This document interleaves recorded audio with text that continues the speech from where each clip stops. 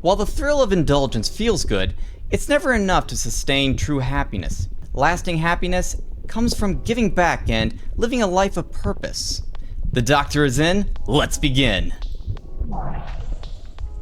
Alright, so for today's session, let's discuss something that's been on my mind for a while, and that is happiness. What does it really mean to be happy? And more importantly, what makes it last? We're all familiar with those quick hits of joy, like a tasty dessert, or a new shiny techno gadget thingamabob, or when everything just seems to go your way. That's pretty much the best. But after that excitement fades, you're left wondering, is that it? It's like we're constantly chasing the next thrill, but the more I thought about it, the more I realized there's something deeper, something that sticks around longer than those fleeting moments of fun. So, we're going to explore two types of happiness here, hedonic and eudaimonic happiness, and figure out which one leads to a more fulfilling life. Alright, let's break it down.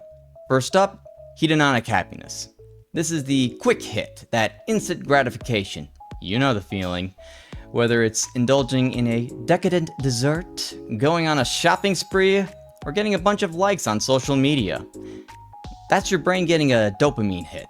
It feels amazing in the moment, but it fades just as fast as it comes. Before you know it, you're back looking for that next thrill. Of course, another way of thinking about it is sex and drugs and rock and roll, alright? The point is that you're left craving that next big hit almost immediately. And don't get me wrong, hedonic happiness has its place, but it's short-lived, and we'll get to that later. Now, on the other hand, there's eudaimonic happiness.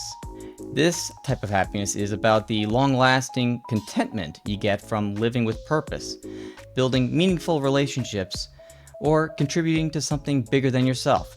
It's less about those instant highs and more about that satisfaction that sticks around with you long after the excitement fades. And the catch? It takes time and effort. You can't just grab a cup of coffee or buy a plane ticket and get that deeper sense of fulfillment right then and there. Think of it like planting a seed. You've got to water it, nurture it, and wait for it to grow. It takes patience, and when it blooms, it's a thing of beauty. And that's where the real payoff is. That, I think, is true happiness. A big part of this deeper eudaimonic happiness comes from compassion. Think about it for a moment. When you do something kind for someone else, there's this ripple effect. You feel good, they feel good, and suddenly the world feels a little bit brighter. Compassion, it also doesn't have to be some grand gesture. It's as simple as checking in on a friend, texting them or messaging them once a month, volunteering, or just being mindful of the people around you, actively listening. These small acts of kindness build up over time, and they shift your focus from just yourself to something bigger. And it's that shift from yourself to others and the bigger picture, well, again, that's where the real happiness lies. But let's be real. Life is meant to be enjoyed, and that's why I believe that there has to be a balance between hedonic and eudaimonic happiness. Me personally, I think a good balance is 20% hedonic and 80% eudaimonic happiness. Because you need to let yourself have those fun little moments of pleasure, whether it's a night out with friends or binge watching your favorite TV show. All the while, those moments are supported by a deeper foundation of purpose and connection. Speaking of purpose, well, that's just about everything when it comes to long-term happiness, right? Without purpose, people often feel lost, like they're drifting through life without a sense of direction. I've been seeing that a lot, especially in the young people. Don't really know what to do, just going through the motions. And that's when things can get dangerous, because without purpose, it's easy to get caught up in the wrong things or even fall into someone else's agenda. Because we all want to feel valued. We seek out purpose so we can feel valued. It's a perfectly natural want. Finding purpose, it doesn't have to be complicated. It can come from your career, your family, a passion, or even a hobby.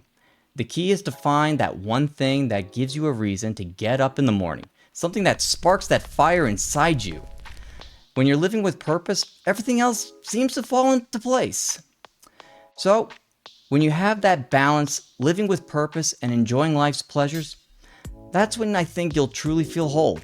Hedonic happiness can bring quick moments of joy, but it's the eudaimonic happiness, that deeper stuff that sticks around and gives you that sense of fulfillment, trying to develop a good foundation of happiness for the lasting future. Alright, that's it for today's session. And remember, happiness isn't just about the quick wins. It's about finding purpose, cultivating compassion, and striking that perfect balance between enjoying life's pleasures and building something meaningful. With that said, let me know what you think. If you enjoyed this video, don't forget to like, subscribe, and leave a comment below on what happiness means to you. Follow me on X. The doctor is out.